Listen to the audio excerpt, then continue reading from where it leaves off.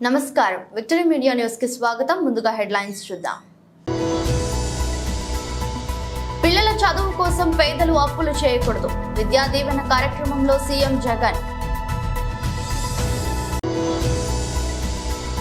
విశాఖలో బగ్గుమన్న బ్రాహ్మణులు. Rajesh మహాసేనకు ticket కేటాయించడంపై Visakha TDP కార్యాలయం ముట్టడి.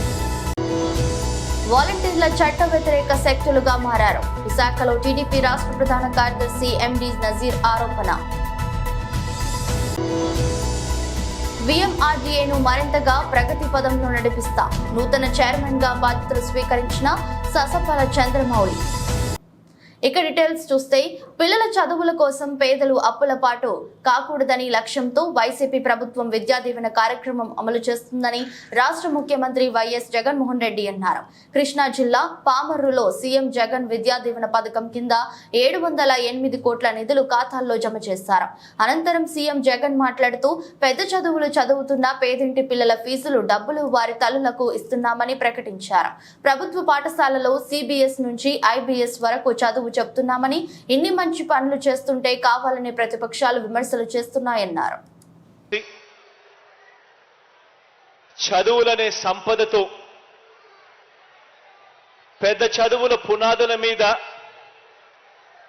ఆకాశమే హద్దుగా పేదింట పిల్లలు ఎదిగేందుకు ఉపయోగపడే ఒక గొప్ప కార్యక్రమం ఈరోజు ఇక్కడ పామరు నుంచి జరుగుతూ ఉంది. పెద్ద చదువులు చదువుకుంటా ఉన్న పేదింటి పిల్లల వారి పూర్తి ఫీజులు, ఆ పూర్తి డబ్బు మొత్తాన్ని 100% ఫీజును ఆ పిల్లల తల్లులకే ఇచ్చే, ఆ పిల్లల తల్లులకు ఇచ్చి ఆ తల్లులే ఆ ఫీజులు కాలేజీలకు కట్టే ఈ జగనన్న విద్యా దీవెన అనే ఈ కార్యక్రమాన్ని గత 57 నెలలుగా క్రమం తప్పకుండా ప్రతి త్రైమాసికం అయిపోయిన వెంటనే ఆ తల్లులకు జమ చేస్తూ ఈ విద్యా దీవెన, జగనన్న విద్యా దీవెన అనే కార్యక్రమాన్ని కొనసాగిస్తూ వచ్చాం. ఈ 57 నెలలుగా రాష్ట్ర వ్యాప్తంగా పెద్ద చదువులు చదువుతా ఉన్న పిల్లలు 9,45,000 మంది పిల్లలకు 9,45,000 మంది పిల్లలకు అంటే పెద్ద చదువులు చదువుతా ఉన్న మొత్తం పిల్లల సంఖ్యలో ఏకంగా 93% మందికి జగనన్న విద్యా దీవెన ద్వారా మంచి చేస్తూ పిల్లల పూర్తి ఫీజులు మీ జగనన్న ప్రభుత్వమే, మీ అన్న ప్రభుత్వమే, మీ తమ్ముడి ప్రభుత్వమే, మీ బిడ్డ ప్రభుత్వమే కడతా ఉంది. ఆలోచన చేయమని అడుగుతా ఉన్నా. రానున్న ఎన్నికల్లో గన్నవరం అసెంబ్లీ నియోజకవర్గ టీడీపీ ఎమ్మెల్యే టికెట్ ను వివాదాస్పదుడైన మహాజన రాజేష్ కు కేటాయించడం పట్ల విశాఖలో బ్రాహ్మణ సంఘాలు బగ్గుమన్నాయి. దీనికి నిరసనగా విశాఖ టీడీపీ కార్యాలయాన్ని పెద్ద సంఖ్యలో బ్రాహ్మణులు ముట్టడించారు. అనంతరం నిర్వహించిన ధర్నాలో బ్రాహ్మణ సంఘ నాయకులు విజయ్, సోమయాజులు, అయ్యలూరి నాగశాస్త్రి, శివ గణేష్ శర్మ, అధికారులు అశోక్, వడ్డాది ఉదయ్ కుమార్ పాల్గొని ప్రసంగించారు. 40 సంవత్సరాల సుదీర్ఘ రాజకీయ అనుభవం కలిగి అన్ని విషయాల పట్ల అవగాహన కలిగిన తెలుగుదేశం పార్టీ అధ్యక్షుడు చంద్రబాబు సంస్కారం లేని వ్యక్తి అయిన మహేష్ సేన రాజేష్ కు గన్నవరం టికెట్ ను కేటాయించడం యావత్ బ్రాహ్మణ సమాజాన్ని అవమానించినట్లేనని వారు అభిప్రాయం వ్యక్తం చేశారు. చంద్రబాబు నాయుడుకి బ్రాహ్మణుల పట్ల, హిందూ మతం పట్ల ఏమాత్రం గౌరవ మర్యాదలు ఉన్నా వెంటనే మహాసేన రాజేష్ కు కేటాయించిన టికెట్ రద్దు చేసి దళితుల్లో ఉన్న ఉత్తముడికి ఆ టికెట్ ను కేటాయించాలని వారు కోరారు. ఈ సందర్భంగా అనేక మంది రాజేష్ కు వ్యతిరేకంగా నాదాలు చేశారు. రాజేష్ కు ఇచ్చిన టీడీపీ టికెట్ ను రద్దు చేయాలని డిమాండ్ చేశారు. ఈరోజు మహాసేన రాజేష్ అనేటువంటి వ్యక్తి బ్రాహ్మణ స్త్రీల పైన, అగ్రవర్ణాల స్త్రీలందరినీ కూడా ఎవరిని లేపుకొని వస్తే వాళ్ళకి ₹1,00,000 ఇస్తాను, కువైట్లో ఉద్యోగం ఇస్తానని తప్పుడు వ్యాఖ్యలు చేశాడు. ఆ వ్యాఖ్యల్ని వెనక్కి తీసుకొని ఆయన బ్రాహ్మణ స్త్రీలకి, అగ్రవర్ణాల స్త్రీలందరికీ కూడా బహిరంగ క్షమాపణ చెప్పాలి. అలాగే ఆయనకి P Gannavaram ticket Telugu Desam party రద్దు చేయాలని కోరుతూ మేము ఇక్కడ ఈరోజు ధర్నా చేస్తున్నాం టీడీపీ ప్రధాన కార్యాలయం ముందు. ఇది ధర్నా కిందే ఆగిపోదు. దీని నుంచి మేము ఎక్కడ అనుమతులు తీసుకోవాలో అనుమతులు తీసుకొని ఆమర నిరాహార దీక్ష కూడా దిగుతాం. అంతవరకు తెచ్చుకోకుండా దీన్ని ఇంతటితో అక్కడితో ఆపితే మంచిదని, అందరికీ కూడా మంచిదని మీడియా సోదరుల ద్వారా నేను తెలియజేస్తున్నాను. అంటే వ్యాఖ్యలు చేయలేదు అనడానికి లేదు. ఆల్రెడీ వీడియో క్లిప్స్ అన్నీ కూడా మా దగ్గర ఉన్నాయి. మేము ఆల్రెడీ గ్రూపులన్నింటిలో పెట్టున్నాం. ఈరోజు వచ్చినటువంటి బ్రాహ్మణ స్త్రీలు మా యొక్క కార్యవర్గ సభ్యులు మాత్రమే సంఘాల నుంచి వచ్చాం. ఆమరణ నిరాహార దీక్ష అంటూ జరిగితే 3,000 30,000 అవుతుంది, 30,000 3 లక్షలు అవుతుంది. అది ఎంతవరకైనా దారి తీయొచ్చు. ఇది హిందూ ధర్మం అంతా కూడా వ్యతిరేకించవలసినటువంటి మాటలు.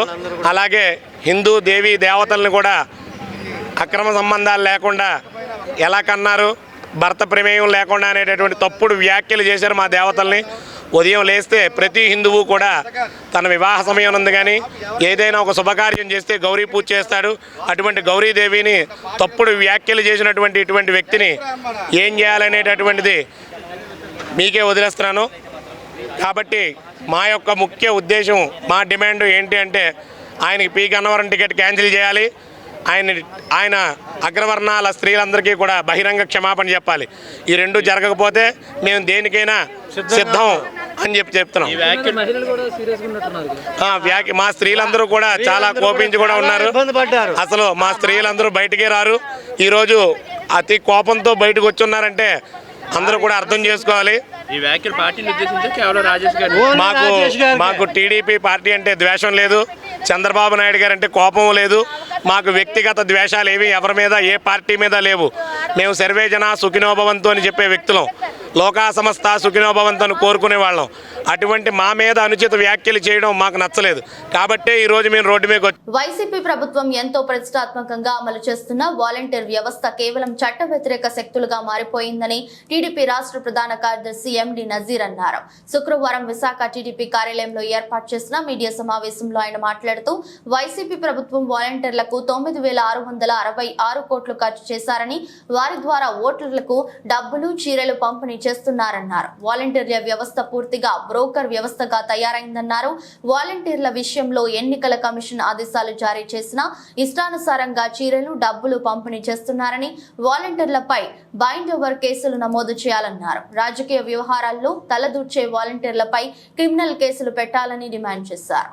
పెట్టింది అన్ని రూపాల్లో, జీతాల రూపాల్లో కానీ, వాళ్ళ సెల్ రీఛార్జీలకు కానీ, సాక్షి పేపర్ కొనడానికి కానీ, లేకపోతే వాళ్ళకి ఏదో రత్నాలు అంట, ఏం రత్నాలో నాకు తెలియదు కానీ జాతి రత్నాలుగా వాళ్ళని వర్ణిస్తూ వాళ్ళకి ఇచ్చిన డబ్బులు సాక్షాత్తు 9,666 కోట్లు. ఎంతండి? 9,666 కోట్లు. అలాంటి వాలంటీర్స్ ఏ విధంగా నిబద్ధగా ప్రజాసేవ చేయాలి, ప్రజా సంక్షేమం చేయాలి, అది వదిలేసి గడిచిన 15 రోజుల నుంచి ఎక్కడ చూసినా వాలంటీర్ వ్యవస్థ ఒక బ్రోకర్ వ్యవస్థగా తయారైంది. వాలంటీర్ వ్యవస్థ ఒక బ్రోకర్ వ్యవస్థగా తయారైంది. ఎందుకు చెప్తున్నానంటే వైసీ అభ్యర్థులు ఎవరు పోటీ చేస్తున్నారో వాళ్ళకు కొమ్ము కాస్తూ స్వీట్ బాక్సులు పంచడం, స్వీట్ బాక్సుల్లో డబ్బులు పెట్టడం. ఇవాళ పొద్దున టీవీలో చూశాను నేను. రాష్ట్రంలో అనేక నియోజకవర్గాల్లో వాలంటీర్లు వైసీపీ కార్యకర్తల కన్నా ఎక్కువగా తయారైపోయి వాళ్ళు జగన్మోహన్ రెడ్డి ప్రకటించిన సమన్వయకర్తలు అనండి, అభ్యర్థులు అనండి, ఓడిపోయే వాళ్ళు అనండి, వాళ్ళకి మద్దతుగా ఇంటింటికి వాళ్ళ పరిధిలో ఉన్న 50 ఏళ్ళకి స్వీట్ బాక్సులు పంచడం. స్వీట్ బాక్సుల రూపంలో ఏంటని తీసి చూస్తే దాంట్లో 500 నోట్లు 2, 4, 3. అది అయిపోతే విశాఖపట్నంలో మా తూర్పు నియోజకవర్గంలో మరీ దారుణం. ఆ స్వామి స్వీట్ బాక్సులు పంచడం అయిపోయింది. ఆ వ్యక్తి ఇప్పుడు ఏం చేస్తున్నాడంటే చీరలు పంచుతున్నాడు. చీరలు ఎవరి ద్వారా పంచుతున్నాడండి? వాళ్ళ కార్యకర్తల ద్వారా పంచితే మేము కాదన్నాం. ఎవరి పార్టీకి వాళ్ళు కష్టపడుతున్నారు, జనాన్ని దోచిన డబ్బులు బోర్డు ఉన్నాయి, చర్చ్ భూములు దొబ్బారు, వక్బోర్డు భూములు దొబ్బారు, ప్రభుత్వ భూములు దొబ్బారు, 100 కోట్లు సంపాదించుకొని ప్రజలకు ఇచ్చే డబ్బులు ప్రజలకు ఇస్తున్నారు అనుకోవచ్చు. కాదండి, సాక్షాత్తు వాలంటీర్లు వాళ్ళ పరిధిలో గ్రూపుల్లో దయచేసి జూమ్ చేసి Visakha metro region development authority సంస్థను మరింతగా అభివృద్ధి చేసేందుకు శక్తి వంచన లేకుండా కృషి చేస్తానని నూతన చైర్మన్ ససపల చంద్రమౌళి అన్నారు. శుక్రవారం VMRDA నూతన చైర్మన్ గా ప్రమాణ స్వీకారం చేశారు. అనంతరం ఆయన మాట్లాడుతూ తన కష్టానికి తగిన గుర్తింపునిచ్చి పార్టీ అత్యంత కీలకమైన VMRDA చైర్మన్ పోస్ట్ ను అప్పగించడం తనకు చాలా ఆనందంగా ఉందన్నారు. సీఎం అప్పగించిన ఈ బాధ్యతను సమర్థంగా నిర్వహిస్తానని, పరిపాలన రాజధానిగా అభివృద్ధి చెందుతున్న విశాఖను మరింత అభివృద్ధి చేస్తానన్నారు. VMRDA ఆధ్వర్యంలో చేపడుతున్న 4000 ఎకరాల్లో జగనన్న ఇళ్ల నిర్మాణాలు పేదలకు అందేలా కృషి చేస్తానన్నారు. ఈ కార్యక్రమంలో MLC Varudu Kalyani, deputy mayor Kattamuri Satish, YCP మహిళా నాయకురాలు పేడాడ రమణి కుమారి, జిల్లా గ్రంథాలయ సంస్థ chairman Rajiv Gandhi, zonal incharge Peela Venkatalakshmi, Mancha Nagamalleswari, పలువురు నేతలు, కార్యకర్తలు అధిక సంఖ్యలో పాల్గొని ప్రత్యేక అభినందనలు తెలిపారు. జగన్మోహన్ రెడ్డి గారు నన్ను నియమించడం నాకు చాలా ఆనందంగా ఉంది. కష్టానికి జగన్మోహన్ రెడ్డి గారు గుర్తించి మంచి ఫలితాన్ని ఇచ్చారు. ఎందుకంటే నేను పార్టీలో వార్డు స్థాయి నుంచి డెవలప్ చేసుకొని వచ్చి ఈరోజు VMRDA చైర్మన్గా మీ ముందున్నానంటే పార్టీలో నేను చాలా కష్టపడ్డాం. దాన్ని జగన్ గారు ఇంకా గుర్తించలేదని చాలామంది అడిగినప్పుడు కూడా ఏదో ఒక రోజు ఆయన గుర్తిస్తారులే అని అలాగే వెయిట్ చేసాం. జగన్మోహన్ రెడ్డి గారు ప్రతి నాయకుడిని కూడా గుర్తించి అందరూ ఎక్కించి మాకు ఈ స్థాయిని ఇచ్చారు. నేను ఈరోజు మాట్లాడాలనుకుంటున్నాను. ఎందుకంటే నాకు జగన్ గారు అంత మహత్తరమైన బాధ్యతను నాకు అప్పగించారు. కాబట్టి ఆ బాధ్యతని నేను త్రికరణ శుద్ధితో ఏ తప్పు చేయకుండా అందరికీ అందుబాటులో కూడా అభివృద్ధిలో నేను పాల్పంచుకొని నా మార్క్ చూపించడానికి నాకు కొంత సమయంగా వచ్చుంటే తప్పకుండా కూడా ప్రగతిలో నేను కూడా భాగస్వామ్యం అయ్యి బాగా పనిచేయడానికి అవకాశం ఉంటుంది. నేను తప్పకుండా పార్టీ పరంగా కూడా పనిచేసిన వాళ్ళకి గుర్తింపు లేని వాళ్ళని జగన్మోహన్ రెడ్డి గారి దృష్టికి తీసుకెళ్ళి, లేకపోతే పెద్దలు సుబ్బారెడ్డి గారికి స్థాయిలో ఏమైనా ఉంటే చేయించి అందరిని కూడా ఈ ఎలక్షన్ టైంకి సమాయత్తం చేయడానికి నా వంతు నేను కృషి చేస్తాను. అలాగే విశాఖ నగరాభివృద్ధి ఇప్పుడు రాజధాని వచ్చిన సమయంలో నగరాభివృద్ధి సంస్థ చైర్మన్గా ఉండడం నాకు చాలా ఆనందదాయకంగా ఉంది. ఎందుకంటే అభివృద్ధిలో కూడా పెద్ద భాగస్వామి కాబట్టి ఆ భాగస్వామిలో నేను ఉన్నందుకు నాకు చాలా గర్వకారణంగా ఉంది.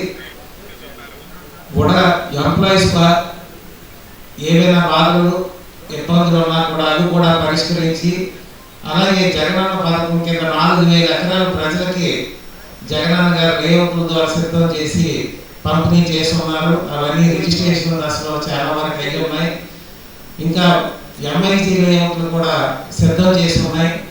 అవి కూడా మధ్య తరగతి ఎగువ తరగతి వాళ్ళకు కూడా ఇవ్వడానికి కూడా సిద్ధంగా ఉంది. అవి కూడా మధ్య తరగతిలో ఉన్న వాళ్ళకి ఆ లేఅవుట్ల ద్వారా ఆ భూములు లోన్స్ ద్వారా మేము చేయించి ప్రతి ఒక్కరికి స్థలం పొందేటట్టు చేయడానికి నా వంతు నేను కృషి చేస్తాను. అలాగే విశాఖ అభివృద్ధిలో నేను పాల్పంచుకుంటాను. మెయిన్ ఏంటంటే నాకు ఇచ్చిన టైంలో అతిథుల్ని మర్చిపోయారు కాబట్టి ఈ వేదిక మీద ఉన్న అందరి పేదలు కూడా ఇక్కడ పిలిచేసినందుకు అందరికీ ధన్యవాదాలు తెలియజేస్తున్నాను పేరు పేరున.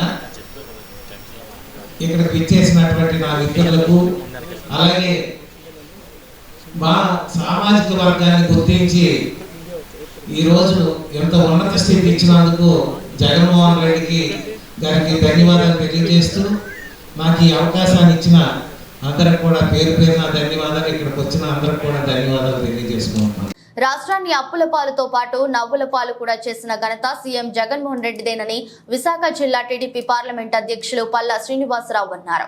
శుక్రవారం జిల్లా తెలుగుదేశం పార్టీ కార్యాలయంలో జరిగిన విలేకరుల సమావేశంలో మాట్లాడుతూ ఋషికొండపై నిర్మించిన భవనం దేనికి వినియోగిస్తారో చెప్పలేని పరిస్థితిలో వైసీపీ ప్రభుత్వం ఉందన్నారు. 450 కోట్లతో నిర్మించిన కట్టడంపై గోప్యత ఎందుకు అర్థం కావడం లేదని, కేవలం డిఫెన్స్ కు సంబంధించి నిర్మించే భవనాలపై మాత్రమే గోప్యత ఉంటుందన్నారు. 200 కోట్ల హరిత ప్రాజెక్ట్ ని కూల్చేశారని, గడిచిన 4 ఏళ్లుగా ఋషికొండకు నిర్బంధం కొనసాగిందని, అక్కడ జరిగే నిర్మాణం దేనికని 3 ఏళ్లుగా అడుగుతున్నా సమాధానం చెప్పలేదన్నారు. సీఎం క్యాంప్ ఆఫీస్ కని ఓ మంత్రి అంటారు, టూరిజం ప్రాజెక్టు అని మరో మంత్రి అంటారు. ఎవరి మాటలు నమ్మాలో అర్థం కావడం లేదన్నారు. ప్రజల డబ్బుతో విలాసవంతమైన భవనాలు నిర్మించడం ఇది కేవలం అధికార దుర్వినియోగమే అన్నారు. అంటే ఐటీ మినిస్టర్ గారు వచ్చారు, అలాగే టూరిజం మినిస్టర్ గారు వచ్చారు. ఇద్దరు వచ్చి ఋషికొండలో కట్టినటువంటి బిల్డింగ్స్ అవి ప్రారంభోత్సవం చేశారు. అంటే ప్రజాప్రతినిధులుగా ఎప్పుడైనా సరే ప్రభుత్వ ధనంతో నిర్మాణం చేసినటువంటి భవనాలు ప్రారంభోత్సవం చేసేటప్పుడు దాని యొక్క అవసరం దేనికోసం వినియోగిస్తున్నారనే విషయం మీద ఇప్పుడు కూడా క్లారిటీ ఇవ్వాలి. దురదృష్టం ఏంటంటే నిన్న ఋషికొండలో ఉన్నటువంటి బిల్డింగ్స్ ప్రారంభించి దేనికి వినియోగిస్తున్నారో అన్నది చెప్పకుండా ఒకరేమో అంటే చెప్పకుండా తప్పించుకునేటువంటి పరిస్థితి ఎందుకు వచ్చింది అని చెప్పేసి నేను ఒక విశాఖ వాసిగా అడుగుతున్నా. విశాఖపట్నంలో అనేక బిల్డింగ్స్ ఓపెన్ అయినాయి. ఇక్కడ డిఫెన్స్కి సంబంధించినటువంటి ఉన్నాయి, అలాగే స్టేట్ గవర్నమెంట్కి సంబంధించినటువంటి ఉన్నాయి, పబ్లిక్ సెక్టార్కి సంబంధించినటువంటి ఉన్నాయి, ప్రైవేట్ సెక్టార్కి సంబంధించినటువంటి ఉన్నాయి. ఎక్కడైనా సరే అక్కడ నిర్మాణాలు జరుగుతుంటే దానికి ఒక ప్లాన్ ఎప్పుడు ఉంటుంది, అలాగే దాని వినియోగం మీద చాలా క్లియర్గా ఉంటుంది. ముఖ్యంగా ప్రైవేట్ బిల్డింగ్స్ కట్టారంటే ఓకే, అది మున్సిపల్లో ఏ విధంగా పెట్టారో దాని వినియోగం ఏంటనేది పెద్దగా పబ్లిక్ పట్టించుకోకపోవచ్చు. కానీ ప్రభుత్వం నిర్మాణం చేసేది ప్రజల్లో కూడా ఒక అవగాహన ఉంటుంది. జనరల్గా ఏదైనా ఒక కార్యక్రమం తీసుకుంటే సపోజ్ డిఫెన్స్ సంబంధించింది అనేసరికి ఓహో దీంట్లో మీద కొంత గోప్యత ఉంటుంది, దాని జోలికి వెళ్ళకుండా ఉండడమే మంచిది అని ఒక ఆలోచనలో ఉంటారు. ఎందుకంటే అక్కడ రిస్ట్రిక్టెడ్ ఏరియాస్ అని పెడతారు. అదే డిఫెన్స్కి సంబంధించింది, ఆ కార్యకలాపాల్లో ఎవరు కూడా జోక్యం చేసుకోకూడదు, ఎందుకంటే దేశ భద్రతకు సంబంధించింది అనే ఆలోచనలో ప్రజలు కొంచెం ఆ విషయం చెప్పకపోయినా సరే పెద్దగా పట్టించుకునేటువంటి పరిస్థితి ఉండదు. కానీ ఇక్కడ ఋషికొండలో సుమారు 200 కోట్లు విలువ చేసేటువంటి పాత రిసార్ట్ని తీసేసి విశాఖ ఉత్తర నియోజకవర్గంలోని 24 వార్డులోని పలు సామాజిక భవనాలకు వైసీపీ సమన్వయకర్త కేకే రాజు ప్రారంభోత్సవాలు చేశారు. స్థానిక కార్పొరేటర్ సాడి పద్మారెడ్డి ఆధ్వర్యంలో చేపట్టిన ఈ కార్యక్రమంలో పలువురు పార్టీ నాయకులు, కార్యకర్తలు అధిక సంఖ్యలో పాల్గొన్నారు. అనంతరం కేకే రాజు మాట్లాడుతూ నియోజకవర్గాన్ని అన్ని విధాల అభివృద్ధి చేయాలనే లక్ష్యంతో పనిచేస్తుందన్నారు. దీనిలో భాగంగానే ప్రతి వార్డులలోని సామాజిక భవనాలు, రోడ్లు, డ్రైనేలు, పాఠశాల భవనాలను సర్వాంగ సుందరంగా అభివృద్ధి చేస్తున్నట్లు తెలిపారు. ఈ కార్యక్రమంలో పలువురు వార్డులోని ముఖ్య నాయకులు, కార్యకర్తలు, సచివాలయ సిబ్బంది అధిక సంఖ్యలో పాల్గొన్నారు. సాడి పద్మారెడ్డి గారి ఆధ్వర్యంలో నక్కవానిపాలెం, అదేవిధంగా నక్కవానిపాలెం శివాలయం పక్కన ఒకటి, ఈ సెట్టిబల్జ కాలనీలో ఒకటి, సిఎంఆర్ సెంట్రల్ దగ్గర రాజపానిపాలెం దగ్గర ఒకటి, 3 చోట్ల కమ్యూనిటీ హాల్స్ ఆ ప్రాంతంలో ఉన్న ప్రజల ఉపయోగార్థం కమ్యూనిటీ హాల్స్ నిర్మాణం చేసి వారికి అందుబాటులోకి తీసుకొచ్చి వాళ్ళు ఏదైనా మీటింగ్స్ కానీ లేదంటే సంఘానికి సంబంధించి కార్యక్రమాలు కానీ చేసుకునే దానికి వీలుగా ఈ కమ్యూనిటీ హాల్స్ని నిర్మాణం చేసి వారికి అంకితం చేయడం జరిగింది.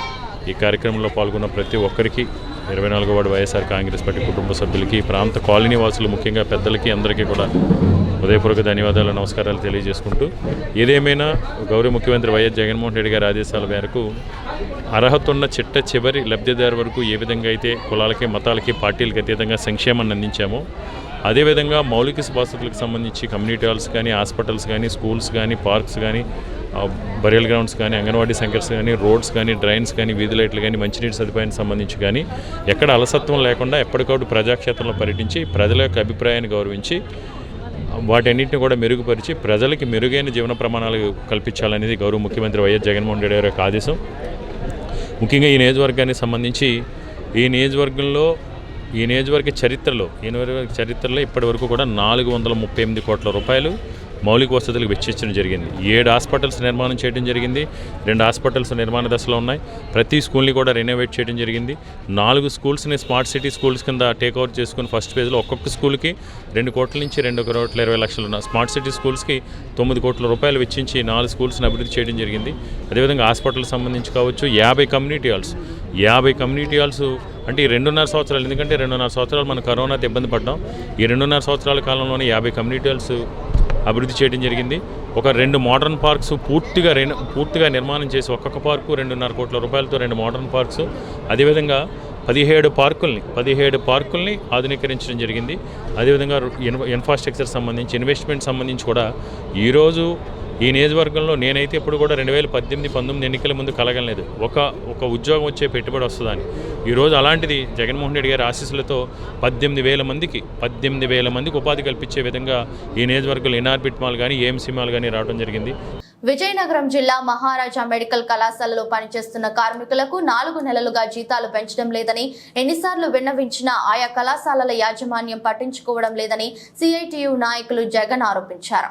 శుక్రవారం విశాఖలోని జీవీఎంసీ గాంధీ విగ్రహం వద్ద మిమ్స్ కార్మికులకు సంఘీభావంగా నిరసన చేపట్టారు. ఈ సందర్భంగా యూనియన్ నేత జగన్ మాట్లాడుతూ తక్షణమే కార్మికులకు జీతాలు పెంచడంతో పాటు పెండింగ్ లో ఉన్న 2 నెలల జీతాలు చెల్లించాలని, ఎన్నిసార్లు కళాశాల యాజమాన్యంకు ఫిర్యాదు చేసినా, సమ్మె నోటీసులు ఇచ్చినా పట్టించుకోవడం లేదని, తక్షణమే కార్మికుల సమస్యలు పరిష్కరించే దిశగా పనిచేయాలన్నారు. ఈ నిరసన కార్యక్రమంలో యూనియన్ నాయకులు కుమార్తో పాటు పలువురు కార్మికులు పాల్గొన్నారు. విశాఖపట్నంలో ఈరోజు విజయనగరం నెల్లిమర్ల మిమ్స్ హాస్పిటల్ కార్మికుల మద్దతుగా సంఘీభావంగా ఈరోజు నిరసన కార్యక్రమాన్ని నిర్వహిస్తూ ఉన్నాం. ఈరోజు MIMS hospital Maharaja institute of సైన్స్లో పనిచేస్తున్న కార్మికులు గత 4 సంవత్సరాల నుంచి ఈరోజు జీతాలు పెంచలేదు.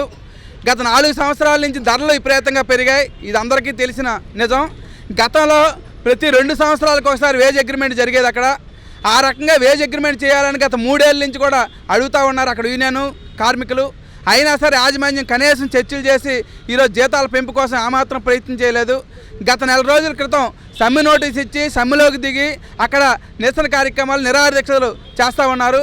అయినా సరే ఈ రోజు కూడా అక్కడ యాజమాన్యం చర్చలు తీసి ఈరోజు యాత్ర ఒప్పందం చేయకుండా ఈరోజు కక్ష సాధింపులుగా ఈరోజు కార్మికుల మీద వేధింపులు చేస్తున్నారు. ఇప్పుడు తొలగిస్తామని చెప్పి బెదిరిస్తున్నారు. ఇప్పటికే నాయకులుగా ఉన్న వాళ్ళు తొలగించామని చెప్పి చెప్తా ఉన్నారు.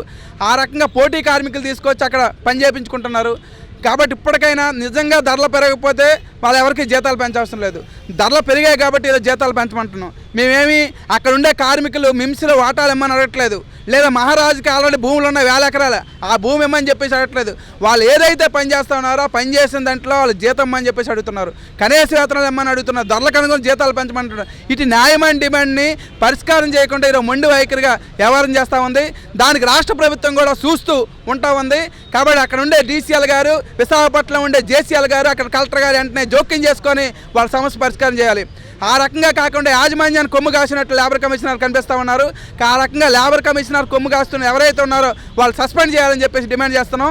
ఎప్పటికైనా సరే రాష్ట్ర ప్రభుత్వం జోక్యం చేసుకొని వాళ్ళ జీతాల పెంపు, ఎవరైతే తొలగించిన కార్మికులు విధుల్లో తీసుకోవడం, 7 డిఏలు పెండింగ్లో ఉన్న వెంటనే ఇవ్వాలని చెప్పేసి అలాగే జనవరి నెల జీతాలు ఇవ్వాలని చెప్పేసి డిమాండ్ చేస్తున్నాం. లేని పక్షంలో రాష్ట్రంలో ఉండే యావత్ కార్మికులు కూడా మిమ్స్ ముట్టడి చేయవలసి వస్తుంది. దానికి రాష్ట్ర ప్రభుత్వం కూడా బాధ్యత వహించవలసి వస్తుంది. అటువంటి పరిస్థితి తెచ్చుకోవద్దని చెప్పేసి హెచ్చరిస్తున్నాం.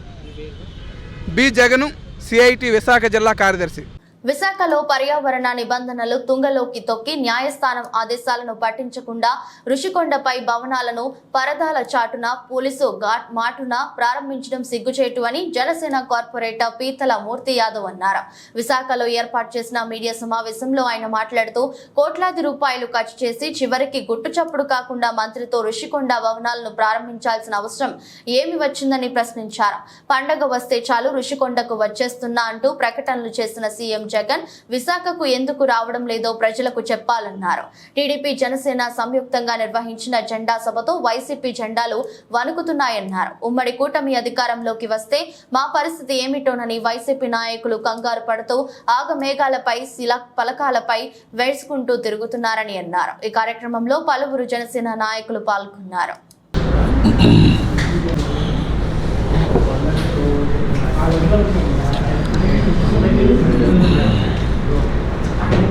జగన్మోహన్ రెడ్డి ప్రభుత్వం ఏర్పడినట్టు ఈ రాష్ట్రంలో విశాఖని టూరిజం హబ్గా తీర్చిదిద్దుతామని చెప్పి భారతదేశంలోనే పేరు ప్రఖ్యాతులు గాంచినటువంటి 400 ఏళ్ల చరిత్ర కలిగినటువంటి ఋషులు తపస్సు చేసేటువంటి ప్రాంతం ఋషికొండ. అటువంటి ఋషికొండని అక్కడ ఉన్నటువంటి హరిత రిసార్ట్స్ ఏదైతే ఉందో ఆ హరిత రిసార్ట్స్ వల్ల 100 కోట్ల రూపాయల పైగా ఆదాయం వస్తున్నప్పటికీ కూడా కేవలం ఋషికొండలో టూరిజంలో కొత్త భవనాలు నిర్మిస్తామని చెప్పి కొత్త రిసార్ట్స్ కడతామని చెప్పి రాష్ట్ర ప్రజల్ని నమ్మబలికి టూరిజం ఉద్యోగుల యొక్క కడుపు కొట్టి ఏటా వస్తున్న ఆదాయాన్ని గండి కొట్టి హరిత రిసార్ట్స్ని 240 కోట్ల రూపాయలతో అత్యంత అద్భుతమైనటువంటి టూరిజం భవనాలు కడతామని చెప్పి రాష్ట్ర ప్రభుత్వం ఏదైతే 2021లో ministry of environment, forest and clearance and climate change కేంద్ర ప్రభుత్వం దగ్గర నుంచి 5 ఎకరాలు ఉన్నటువంటి హరిత రిసార్ట్స్ని ఆ యొక్క భవనాలు పడగొట్టి 9 ఎకరాల 88 సెంట్లలో ఋషికొండ సర్వే నెంబర్ 19లో ఋషికొండలో అత్యంత పర్యాటక భవనాలు కడతామని చెప్పి జగన్మోహన్ రెడ్డి ప్రభుత్వం 240 కోట్ల రూపాయలు ఉత్తరాంధ్ర ప్రజా పార్టీ ఆధ్వర్యంలో నిర్వహించిన ఉత్తరాంధ్ర ఆత్మగౌరవ యాత్ర విశాఖలో ముగిసింది. ఫిబ్రవరి 7న శ్రీకాకుళంలో ప్రారంభమైన ఈ యాత్ర విజయనగరం, తూర్పు గోదావరి, విశాఖపట్నం జిల్లాల్లో సుమారు 1500 కిలోమీటర్ల మేర కొనసాగి విశాఖలో ముగిసింది. ఈ సందర్భంగా విశాఖలో నిర్వహించిన సభలో ఉత్తరాంధ్ర ప్రజా పార్టీ కార్యనిర్వాహక అధ్యక్షుడు మెట్ట రామారావు మాట్లాడుతూ 23 రోజుల పాటు సాగిన ఉత్తరాంధ్ర ఆత్మగౌరవ యాత్రలో విస్తృతంగా పర్యటించామని, 1500 కిలోమీటర్ల పాటు సాగిన ఈ యాత్రలో ఈ ప్రాంతం చాలా వెనుకబడి ఉందన్నారు. జిల్లాల విభజన జరిగినప్పుడు 58 అసెంబ్లీ నియోజకవర్గం ఉన్న ఉత్తరాంధ్ర ప్రాంతం 53 అసెంబ్లీ నియోజకవర్గం కుదించబడిందన్నారు. ఉత్తరాంధ్ర ప్రాంతం అభివృద్ధి కావాలంటే టీడీపీ, వైసీపీలను ఇంటికి పంపి ఉత్తరాంధ్ర ప్రజా పార్టీ సభ్యులను గెలిపించాలని కోరారు. ఈ కార్యక్రమంలో పార్టీ రాష్ట్ర అధ్యక్షుడు కర్రి ఆదిబాబు, ఉపాధ్యక్షుడు కూన రామారావు, ప్రధాన కార్యదర్శి విశాఖ జిల్లా సమన్వయకర్త శ్రీ లక్ష్మీలతో పాటు సుమారు 500 కార్యకర్తలు పాల్గొన్నారు. పార్టీ అధికారంలో ఉన్నప్పుడు మీ ఉత్తరాంధ్రాన్ని సర్వనాశనం చేశారు. ఉత్తరాంధ్ర ఈరోజు ఉత్తరాంధ్ర ఆత్మగౌరవ యాత్ర 23 రోజులు చేసి ఇవాళ విశాఖపట్నం చేరుకున్నాం. ఈ ఆత్మగౌరవ యాత్రలో తూర్పుగోదావరిలో విస్తృతంగా పర్యటించి విశాఖపట్నం, విజయనగరం, శ్రీకాకుళం జిల్లాల్లో విస్తృతంగా తిరిగాం 23 రోజులు. ఈ 1500 కిలోమీటర్ల యాత్రలో బోధపడింది ఏంటంటే ఈ ప్రాంతం చాలా వెనుకబడి ఉంది. తూర్పుగోదావరి బాగా అభివృద్ధి చెందింది అనుకుంటారు, కానీ అది కాకుండా అది ఇంకా చాలా వెనుకబడిపోయిందని చెప్పడానికి ఉదాహరణ ఏంటంటే అక్కడ ఉన్న కాపు సోదరులు, నేను 84-88లో ఇంజనీరింగ్ చదివేటప్పుడు అక్కడ విస్తృతంగా తిరిగాను, నా ఫ్రెండ్స్ ఉండేవాళ్ళు. ఇప్పుడు కాపులంతా వాళ్ళు వ్యవసాయదారుల నుండి కూలీలు అయిపోయారు. అక్కడ నుండి వలసలు ఎక్కువైపోయి ఆడపిల్లలు కూడా వలసలు వెళ్తున్నారు. అసలు తూర్పుగోదావరి నుండే అసలు మన 58 స్థానాల నుండి 53 అయినప్పుడు 5 స్థానాలు కోల్పోతే తూర్పుగోదావరిలో 4 ఎమ్మెల్యే స్థానాలు కోల్పోయారు. అంటే మనకు ఒక స్థానం ఈ శ్రీకాకుళం, విజయనగరం, విశాఖపట్నం నుండి కోల్పోతే తూర్పుగోదావరి నుండి 4 కోల్పోయారు. అంటే తూర్పుగోదావరి మిగతా 3 జిల్లాల కంటే అక్కడ నుండి వలసలు ఎక్కువ ఉన్నాయని దీనికి ఇది ఉదాహరణ. అలాగే చూస్తే మన శ్రీకాకుళం వెళ్తే మేము యాత్రలో 4-5 రోజులు మేము అక్కడ ఉండడానికి వసతి కూడా లేకుండా ఉంది. ఎందుకంటే అక్కడ హోటల్స్ కూడా ఉండడానికి లేవు. అంటే యాత్రికులు కానీ వ్యాపారానికి కానీ ఎవరు వెళ్ళటం లేదని అర్థం. అలాగే భోజనానికి కూడా ఆ ఏరియాలో హోటల్స్ లేవు. అంటే శ్రీకాకుళం అంత బ్యాక్వర్డ్గా ఉంది. అంటే అక్కడ నుండి వలసలు వెళ్ళే వాళ్ళు కానీ అక్కడికి వలస వచ్చే వాళ్ళు ఎవరు లేరు. కాబట్టి ఇదంతా కారణం ఏంటంటే మన ఉత్తరాంధ్రకి నీరు లేదు. గోదావరి నీరు మనకు ఇవ్వకుండా ఈ చంద్రబాబు నాయుడు గారు, తర్వాత ఇప్పుడు జగన్మోహన్ రెడ్డి గారు, వాళ్ళ పార్టీలు మనకి అడ్డుపడుతున్నాయి. అది కాకుండా మనం ఇప్పుడు ఉత్తరాంధ్రకి అభివృద్ధి చేయాలంటే ముఖ్యంగా నీరు కావాలి. నీరు కావాలంటే నిధులు దానికి ఏర్పాటు చేయాలి. నిధులు ఏర్పాటు చేయాలంటే మనకు అధికారం ఉండాలి. ఇప్పుడున్న పరిస్థితుల్లో అది కుదరదు. కాబట్టి ఉత్తరాంధ్ర రాష్ట్రం మాకు కావాలి.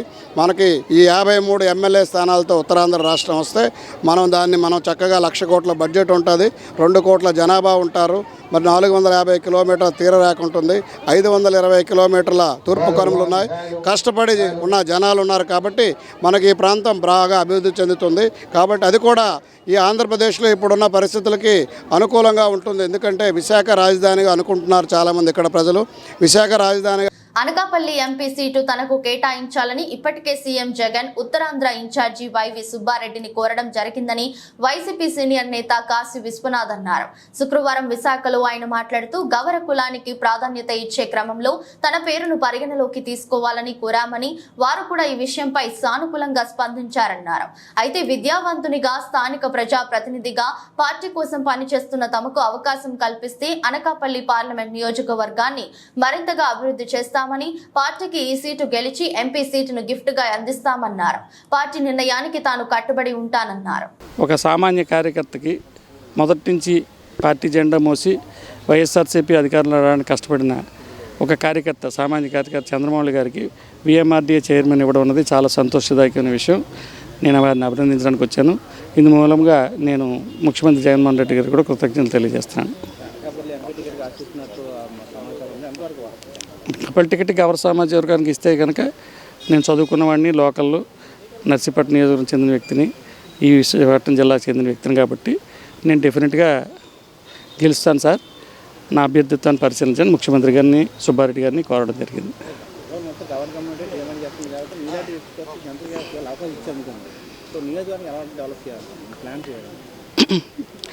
నాలాంటి వ్యక్తికి ఇస్తే నాకు కొన్ని ఐడియాస్ అంటూ ఉన్నాయి. డెఫినెట్గా ముఖ్యమంత్రి గారి ఆశీస్సులతో అనకాపల్లి నియోజకవర్గాన్ని బ్రహ్మాండంగా డెవలప్ చేసి, సాగునీటి ప్రాజెక్టులు అయితేనేమి, అనకాపల్లి ఒక జిల్లాగా ఏర్పడింది కాబట్టి జిల్లా కేంద్రానికి కావాల్సిన వసతులన్నీ సమకూర్చడానికి కూడా అన్నీ కూడా నేను చేసి డెవలప్ చేయడానికి డెఫినెట్గా ట్రై చేస్తాను. సిద్ధం సభ ముందు కూడా చాలా బాగుంది. సిద్ధం సభ తర్వాత అనూహ్యంగా ప్రజల్లో మార్పు వచ్చింది. ముఖ్యమంత్రి గారి సభలకి అత్యధిక లక్షలాది మంది జనం హాజరవుతున్నారు. కాబట్టి అదే మీకు నిదర్శనం. సిద్ధం సభ బ్రహ్మాండంగా ఉంది. సిద్ధం సభ తర్వాత కూడా మంచి బాగా రెస్పాన్స్ బాగుంది.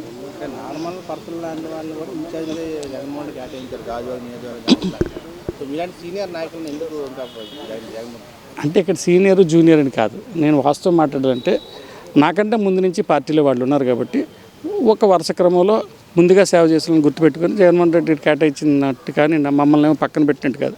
మనకి ఎప్పుడైనా అవకాశం కుదురుతుంది. పదవి యోగం అన్నది ఉంటే ఎప్పటికైనా డిఫరెంట్గా వస్తుంది, పార్టీని నమ్ముకొని ఉంటే. జేసీఐ వైజాగ్ అచీవర్స్ సంస్థ అధ్యక్షుడు, వరల్డ్ హ్యూమన్ రైట్స్ కౌన్సిల్ జాతీయ సీనియర్ ఉపాధ్యక్షుడు బి దిలీప్ కుమార్ బీజేపీ తీర్థం పుచ్చుకున్నారు. గాజువాక బీజేపీ పార్టీ కార్యాలయంలో జరిగిన ప్రత్యేక కార్యక్రమంలో గాజువాక బీజేపీ ఇన్ఛార్జ్ కర్ణంరెడ్డి నరసింహారావు సమక్షంలో రాజ్యసభ ఎంపీ జీవిల్ నరసింహారావు ఆయనకు కండువా కప్పి పార్టీలోకి ఆహ్వానించారు. ఈ సందర్భంగా BJP MP GVL Narasimha Rao, Gajuwaka BJP incharge Karnamreddy నరసింహారావులు మాట్లాడుతూ మోదీ అందిస్తున్న సంక్షేమ పథకాలతో దేశంలోని ప్రజలంతా సంతోషంగా ఉన్నారని, వచ్చే ఎన్నికల్లో బీజేపీ ప్రభుత్వం ఖచ్చితంగా మరోసారి అధికారం చేపట్టి పార్టీ కొడుతుందని అన్నారు. అంతేకాకుండా పార్టీలో చేరాలనుకునే యువతకు భవిష్యత్తులో మంచి గుర్తింపు ఉంటుందని ఆయన హామీ ఇచ్చారు. అనంతరం దిలీప్ మాట్లాడుతూ దేశంలో గత 10 ఏళ్లుగా బీజేపీ పాలన తనను ఆకర్షించిందని, దేశాన్ని శరవేగంగా అభివృద్ధి చేస్తున్న బీజేపీ ప్రభుత్వంతో కలిసి ముందుకు వెళ్లాలని నిర్ణయంతో నేడు బీజేపీలో చేరడం జరిగిందని తెలిపారు. రానున్న రోజుల్లో బీజేపీని బలోపేతం చేయడానికి తన వంతు కృషి చేస్తానని తెలిపారు.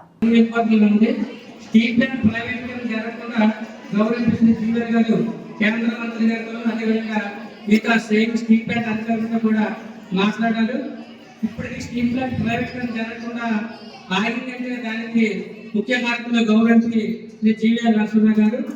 అదేవిధంగా మన ఉత్తరాంధ్రలో ఉన్న ఎవరైతే తూర్పు కానివ్వండి, కళింగ వెస్టర్న్, సొంటి ఈ యొక్క సిట్టి కర్ణాలు ఈ 4 కులాల వారికి ఓబీసీ బీసీడీ సర్టిఫికేట్ ఇచ్చేవారు కాదు. కానీ గవర్నమెంట్ ఇచ్చి జీవన దృష్టికి సంవత్సరాల క్రితం తీసుకువెళ్తే ఆయన పార్లమెంట్ లో మాట్లాడి, ఎన్సీబీసీ చైర్మన్ గారితో మాట్లాడి, సెంట్రల్ మినిస్టర్ గారితో మాట్లాడి, రాష్ట్ర ప్రభుత్వం వారికి ఫైల్ త్వరగా ఇక్కడ వచ్చేటట్టుగా సార్ దగ్గర నుండి చూసుకొని లెటర్స్ మీద లెటర్స్ పెట్టి ఫోన్ చేసి ఒత్తిడి చేయడం వల్ల ఇప్పుడు ఎన్సీబీసీ చైర్మన్ ఈడీ కూడా పూర్తయింది. రాబోయే రోజుల్లో ఖచ్చితంగా అది రాష్ట్ర వ్యాప్తంగా ఉన్న 4 కులాల వరకు లబ్ధి చేకూరుతుంది. ముఖ్యంగా ఈ 3 జిల్లాల్లో ఉన్నటువంటి తూర్పు కాపులు ఎవరైతే ఉన్నారో శ్రీకాకుళం, విజయనగరం వచ్చి విశాఖపట్నం నివాసం ఉంటున్న వారికి మైగ్రేషన్ సర్టిఫికేట్ లేకపోతే ఎంఆర్ఓలు సర్టిఫికేట్స్ ఇవ్వట్లేదు. పిల్లల చదువులకి స్కాలర్షిప్స్ కి ఇబ్బంది అవుతుందని గౌరవ ఎంపీ గారు దృష్టికి తీసుకెళ్తే సార్ మమ్మల్ని అందరినీ కూడా కలెక్టర్ గారి దగ్గర తీసుకెళ్లిన 30 రోజుల్లో మాకు సర్కులర్ జారీ చేశారు. ఇప్పుడు మా పిల్లలందరూ కూడా ఎటువంటి మైగ్రేషన్ సర్టిఫికేట్ లేకుండా ఈరోజు ఎంఆర్ఎఫ్ లో సర్టిఫికేట్ తీసుకుంటారంటే ఆ యొక్క ఘనత మనకి గౌరవ నరసింహారావు మనకు సహాయం చేస్తున్నారు. కాబట్టి రాబోయే ఎన్నికల్లో ఎంపీ గారు మన విశాఖపట్నం జిల్లా ఎంపీగా పోటీ చేస్తే మన అందరూ అదృష్టం. సార్ని అత్యంత మెజార్టీతో గెలిపించుకోవాలి. ఆయన గెలిచారంటే ఖచ్చితంగా కేంద్ర మంత్రి అవుతారు. ఆయన అయ్యారంటే మన ఆంధ్రప్రదేశ్ రాష్ట్రంటే దశ మనకి బాగుంటుంది. ఎందుకంటే అంత గొప్ప నేత మన ఆంధ్రప్రదేశ్ రాష్ట్రంలో ఎవరు లేరు. ఇంకా ఢిల్లీలో పెద్ద పెద్ద నాయకులతో కేంద్ర 90 నుంచి స్టీల్ ప్లాంట్ ప్రొడక్షన్ లో ఉంటే గనులు తేవాలన్నటువంటి కనీస ప్రజ్ఞానం అప్పుడు లేదా, పట్టించుకోవాలా. ఆడింది ఆట, పాడింది పాట. ఓట్లేశారు, గెలిచారు, వాళ్ళ పనులు చూసుకున్నారు తప్పితే ఇక్కడ ప్రజలకు పనికొచ్చే పనులు చేయలేదు. సో కాబట్టి ఇక్కడ ఖచ్చితంగా ప్రతి ఒక్క సమస్య విశాఖపట్నంలో నగరంలో మీకు ఎస్కోటకి వెనుకబడ్డ ప్రాంతం, భీమిలి కూడా చాలా నీటి సమస్య, ఇతర సమస్యలు ఉన్నాయి. నగరంలో ఉన్నటువంటి ప్రధాన 5 అసెంబ్లీ నియోజకవర్గాల్లో అన్ని సమస్యలు ఉన్నటువంటి ప్రాంతం గాజువాక. అన్ని ప్రధాన సంస్థలు ఉన్నటువంటి ప్రాంతం గాజువాక.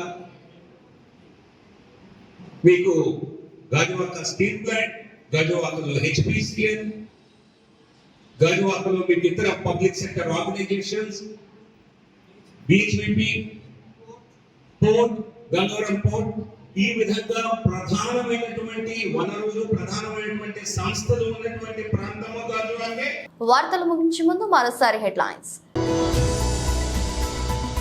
పిల్లల చదువు కోసం పేదలు అప్పులు చేయకూడదు. విద్యా దీవెన కార్యక్రమంలో సీఎం జగన్. విశాఖలో బగ్గుమన్న బ్రాహ్మణులు. రాజేష్ మహాసేనకు టికెట్ కేటాయించడంపై విశాఖ టీడీపీ కార్యాలయం ముట్టడి. వాలంటీర్ల చట్ట వ్యతిరేక శక్తులుగా మారారు. విశాఖలో టీడీపీ రాష్ట్ర ప్రధాన కార్యదర్శి ఎండి నజీర్ ఆరోపణ. వీఎంఆర్డీఏను మరింతగా ప్రగతి పదంలో నడిపిస్తా. నూతన చైర్మన్ గా బాధ్యతలు స్వీకరించిన ససపల చంద్రమౌళి. ఎదురోజు బులెటిన్ మరో బులెటిన్లో మళ్ళీ కలుద్దాం. అంతవరకు సెలవు. నమస్కారం.